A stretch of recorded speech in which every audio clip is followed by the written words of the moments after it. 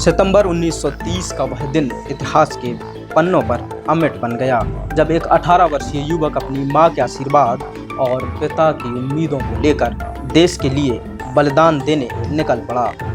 मलकेनी ग्राम में जन्मा यह साधारण युवक उस असाधारण साहस का प्रतीक बना जिसने अंग्रेजी हुकूमत के बर्बर जंगल कानूनों को चुनौती दी। मींधू कुम्हार।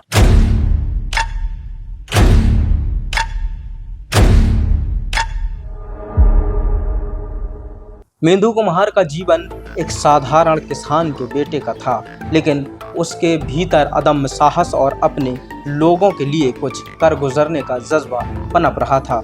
अंग्रेजों ने धमतरी के आसपास के जंगलों पर कब्जा कर लिया था। गांव के लोगों को न लकड़ी काटने की इजाज़त थी, न घास चराने की। उनकी जमीन पर, उनके जंगलों में ही उनका प्रवेश वर्जित था। यह कानून वहां के हजारों लोगों के जीवन का गला घोंट रहा था। 21 सितंबर 1930 का वह दिन मींधू के लिए निर्णायक साबित होने वाला था। सत्याग्रह आश्रम में उसने सीखा था कि किस तरह से शांतिपूर्ण तरीके से अन्याय का सामना किया जा सकता है। गांधी टोपी पहने और हाथ में तिरंगा थामे वह रुद्री जंगल के सत्याग्रह में शामिल हो गया। उसके साथ सैकड़ों लोग थे, सभी दिल में एक ही सपना संजोए, आज़ादी का सपना। जब सत्याग्रहियों का समूह जंगल में घुसा तो अंग्रेजी पुलिस ने पहले से ही धारा 144 लागू कर दी थी। अंग्रेजी डीएसपी ने क्रूर आदेश दिए, सत्याग्रहियों को घोड़ों से कुचलो, उनके कपड़े उतारकर नंगी पीठ पर चाबुक बरसाओ। लेकिन मींधू और उसके साथी डरे नहीं। उन्होंने अपने हंसिए उठाए और घास काटने लगे। इनकलाब जिंदाबाद और वंदे मातरम की गूंज जंगल में गूंजने लगी। यह वह क्षण था जब पुलिस ने उन पर गोली चलाने का आदेश दिया। मींधू ने सीने में एक जोरदार झटका महसूस किया। एक गोली उसकी बाह को चीरती हुई निकल गई और दूसरी गोली उसके सीने को छेद गई। उसके चारों ओर का दृश्य धुंधला हो रहा था, लेकिन उसकी आंखों में देश की आज़ादी का सपना अब भी चमक रहा था।